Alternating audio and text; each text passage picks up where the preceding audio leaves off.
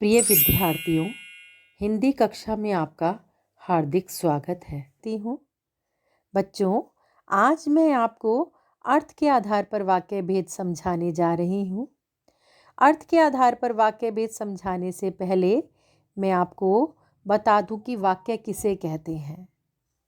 वाक्य वाक्य भाषा की वह लघुतम इकाई है जो किसी भाव या विचार को पूर्णतः व्यक्त कर सकती है। यानी वाक्य है जिसके द्वारा हम अपने भाव और विचारों को व्यक्त कर पाते हैं। ठीक है, नेक्स्ट देखिए, वाक्य कितने भेद होते हैं। वाक्य के दो भेद होते हैं। एक होता है अर्थ के आधार पर वाक्य भेद और दूसरा है रचना के आधार पर वाक्य भेद। आज बच्चों आप अर्थ के आधार पर वाक्य भेद समझने जा रहे हैं। अर्थ के अनुसार जो वाक्य के भेद होते हैं कितने होते हैं? वो 8 होते हैं। पहला कौन सा होता है?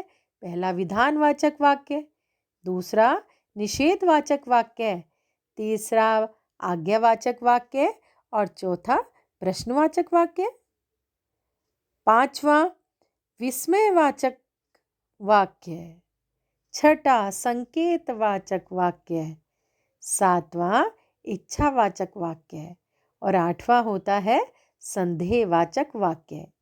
यानी अर्थ के आधार पर वाक्य भेद बच्चों कितने होते हैं? 8 होते हैं, है ना, जो अभी मैंने आपको बताए। अब हम सबसे पहले अर्थ के आधार पर वाक्य भेद के अंतर्गत जो सबसे पहला विधानवाचक वाक्य उसको समझते हैं। विधानवाचक वाक्य क्या है? देखिए कि किसी व्यक्ति, वस्तु या स्थिति के बारे में कोई एक सामान्य बात जो कही जाती है ना, जैसे हमने कहा बादल बरसते हैं, मुझे बाजार जाना है, प्रभात प्रतिदिन विद्यालय जाता है ना। तो ये क्या हो गए? ये हमारे विधानवाचक वाक्य हो गए। अब बच्चों हम निषेधवाचक वाक्य समझते हैं। निषेधवाचक वाक्य क्या है?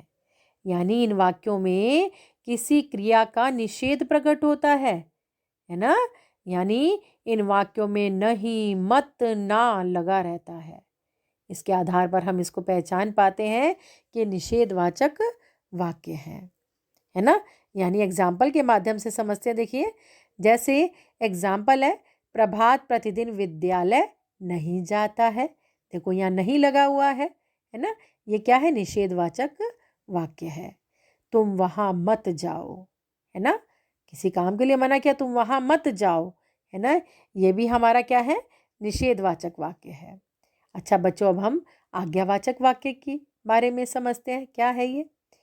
आज्ञावाचक वाक्यों में आदेश, आज्ञा का और निर्देश का बोध होता है। जैसे उदाहरण की तरफ आइए बच्चों। जैसे उधर खड़े हो जाओ, ये आज्ञा हो गई, है ना, आदेश हो गया। प्रभात प्रतिदिन विद्यालय जाया करो, है ना, आज्ञा का भाव हो गया, है ना। तो जहाँ जिन वाक्यों में आदेश, आज्ञा, निर्देश का बोध होता है वह आज्ञावाचक वाक्य कहलाता है। इसके बाद प्रश्नवाचक वाक्य। प्रश्नवाचक वाक्यों में तो बच्चों प्रश्न पूछे जाने का बोध होता है। जैसे इसमें बच्चों क्या, कब, कैसे, कौन, क्यों, किसके, है ना, कहाँ, इन प्रश्नवाचक शब्दों का प्रयोग होता है। ठीक है, पीछे क्वेश्चन मार्क भी होता है। जैसे एग्जाम्पल की तरफ आइए। जैसे प्रभात प्रतिदिन विद्यालय कैसे जाता है। देखो कैसे लगा हुआ है, पीछे क्वेश्चन मार्क है। पहचानने के लिए आएगा तो हम पहचान लेंगे, है ना। आप कहाँ रहते हैं, ये देखिए कहाँ आया हुआ है, पीछे क्वेश्चन मार्क है ना। प्रश्न पूछे जाने का बोध है इसमें। आप क्या काम करते हैं, है ना। तो यानी ये हमारे क्या हो गए? ये प्रश्नवाचक वाक्य हो गए। इसके बाद बच्चों विस्मयवाचक वाक्य। विस्मयवाचक वाक्यों में बच्चों आश्चर्य, हर्ष, घृणा, शोक आदि भावों के बारे में बात होती है। जैसे इसकी पहचान आप कैसे कर सकते हैं? जैसे वाह, अरे, शाबाश, अफसोस, ओह, आह, आह, छिछी आदि इन शब्दों को देखकर की जा सकती है ना। इसमें वाचक वाक्य में शब्द ये दिखाई देंगे, जैसे अरे, वाह, शाबाश, ओहो, आहा, आह, है ना, छी छी, ये सब। इसके उदाहरण की तरफ आते हैं, देखिए, आहा, कि कैसा सुंदर दृश्य है। और इसमें देखिए आहा के बाद एक एक्सक्लेमेटरी साइन आई है ना, विस्मय बोधक चिन्ह है, यह आपको इसमें मिलेगा। इससे भी पहचान हो जाएगी कि हमारा विस्मयवाचक वाक्य है। ओहो, कैसे बादल उमड़ कर आए, जैसे ओहो लगा हुआ है, बाद में देखिए इसमें विस्मय बोधक चिन्ह एक्सक्लेमेटरी साइन लगा हुआ है ना, तो ये हमारा कौन सा वाक्य हो गया, विस्मयवाचक वाक्य है। हाय, यह बेचारा सुबह ही चल बसा, है ना, तो इसमें भी देखिए एक्सक्लेमेटरी साइन है, इससे हम पहचान लेंगे। अच्छा, इसके बाद आप आते हैं संकेतवाचक वाक्य।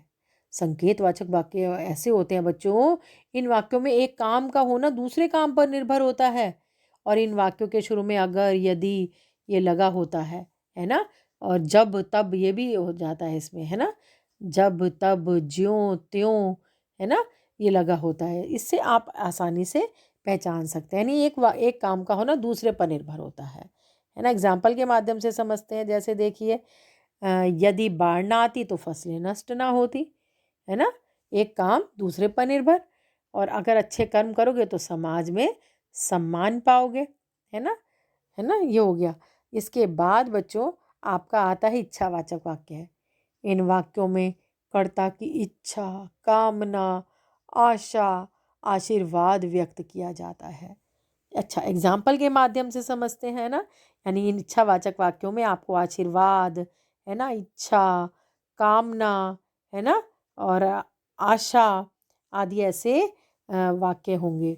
जैसे देखिए उदाहरण, ईश्वर हर काम में आपकी सहायता करे, है ना, और आपको नव वर्ष की बहुत बहुत बधाइयाँ, है ना, ये इसका एग्जाम्पल हो गया। अच्छा, इसके बाद आपको आते हम संदेहवाचक वाक्य में। इन वाक्यों में कार्य के होने अथवा करने को लेकर संदेह प्रकट होता है, यानी संदेह रहता है कि काम होगा भी या नहीं। जैसे इसमें, इसको हम देखो कैसे पहचान सकते हैं, शायद लगा होगा इसमें, संभवतः होगा, है ना, इनसे हम इसकी पहचान कर सकते हैं। और वाक्य के अंत में चुका होगा, चुकी होगी, ऐसे शब्द को देखकर भी हम इसे पहचान सकते हैं। जैसे देखिए एग्जाम्पल की तरफ आइए, संभवतः इस साल अच्छी वर्षा हो, है ना, संभवतः शायद जुड़ गया इसमें, है ना, तो शायद इस महीने इस पुल का उद्घाटन कर दिया जाएगा, यानी संदेह है। और इसके बाद देखिए थर्ड इसका एग्जाम्पल, काव्या चित्र में रंग भर चुकी होगी। आगे बच्चों समझ में। अच्छा, अब हम इसके कुछ एग्जाम्पल की तरफ और आते हैं। देखिए एग्जाम में आपका देखो कैसे आएगा, आपका जैसे दे दिया जाएगा अर्थ के आधार पर नीचे वाक्यों के भेद लिखिए। जैसे दे दिया, शायद आज वर्षा हो जाए, है ना, इसमें देखो शायद आया हुआ है, तो ये हमारा क्या हो गया, संदेहवाचक वाक्य हो गया। इसके बाद नेक्स्ट आ जाइए, जैसे ओहो, ये दृश्य बड़ा भयानक था। ओहो, ओहो आते ही इसके बाद एक्सक्लेमेटरी साइन है, देखिए आप, तो मैंने बताया ही था आपको, ये हमारा क्या हो गया, विस्मयवाचक वाक्य हो गया। इसके बाद देखिए नेक्स्ट, तुम यहाँ से अभी चले जाओ, है ना, इसमें कौन सा बोध है, आज्ञा, है ना, आज्ञा सूचक वाक्य हो गया, ये आज्ञावाचक वाक्य हो गया। इसके बाद नेक्स्ट आइए, तुम कभी नहीं बदल सकते, है ना, इसमें नहीं शब्द आया हुआ है, तो ये निषेधवाचक वाक्य हो गया। नेक्स्ट देखिए, क्या काम है आपको यहाँ, यहाँ देखिए स्टार्टिंग में क्या लगा हुआ है, बाद में क्वेश्चन मार्क है ना, प्रश्न पूछे जाने का बोध है, तो ये हमारा क्या हो गया, प्रश्नवाचक वाक्य हो गया। देखिए कुछ आपके वाक्य रूपांतरण भी आते हैं, जैसे देखिए विधानवाचक वाक्यों को निषेधवाचक वाक्यों में बदलना। जैसे विधानवाचक वाक्य है, मजदूर ने काम पूरा किया, तो इसका निषेधवाचक वाक्य क्या बनेगा, मजदूर ने काम पूरा नहीं किया। नेक्स्ट देखिए, माली ने फूल तोड़े, तो इसका निषेधवाचक वाक्य, माली ने फूल नहीं तोड़े। आ गया समझ में बच्चों। अच्छा, इसके बाद वाक्य रूपांतरण, यानी अर्थ के आधार पर वाक्य के 8 भेद होते हैं। इनमें से किसी वाक्य को एक भेद से दूसरे भेद में बदलना, वाक्य का कर्ता, क्रिया और कर्म ज्यों का त्यों रहे, ये क्या कहलाता है, वाक्य रूपांतरण कहलाता है। वाक्य रूपांतरण देखो आप किस उदाहरण से समझ सकते हैं। जैसे एक सेंटेंस है हमारा, पक्षी आकाश में उड़ रहे हैं, ये विधानवाचक वाक्य है, और आपको कहा जा रहा है कि इसको निषेधवाचक वाक्य में बदलो, तो यानी पक्षी आकाश में नहीं उड़ रहे हैं, नहीं लगा के हमने इसे निषेधवाचक वाक्य में बदल दिया। इसके बाद उसका कहा अगर इसे प्रश्नवाचक वाक्य में बदलो तो पक्षी आकाश में उड़ रहे हैं का प्रश्नवाचक वाक्य क्या हो गया? क्या पक्षी आकाश में उड़ रहे हैं? क्या लग गया और पीछे क्वेश्चन मार्क आ गया, है ना। इसके बाद इसे संदेहवाचक वाक्य में बदलते हैं तो कैसे बदलेंगे? शायद, है ना, शायद, संभवतः, चुका होगा, चुकी होगी, आगे ये लगाकर हम संदेहवाचक वाक्य बना सकते हैं। तो यानी शायद पक्षी आकाश में उड़ रहे होंगे, है ना। ये हमारा क्या हो गया बच्चों? ये वाक्य रूपांतरण।